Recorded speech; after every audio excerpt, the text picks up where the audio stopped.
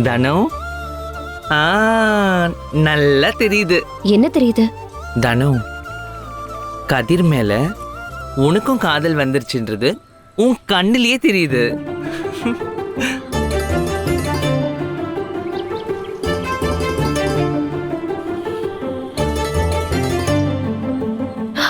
அப்படியெல்லாம் எதுவும் இல்லையே.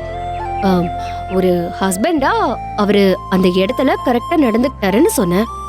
அதுக்காக இது காதல்லாம் கிடையாது. நான் என்ன முடிவு எடுத்து நிலாவுக்காக அவரை கல்யாணம் பண்ணிக்க சம்மதிச்சேனோ அந்த முடிவுல நான் தெளிவா இருக்கேன். சரி சரி, நாங்க எதுவும் சொல்லல.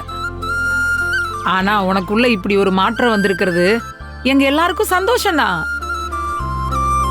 ஆமா தனோ, உன் பேச்சிலேயே ஒரு சேஞ்ச் தெரியுதே.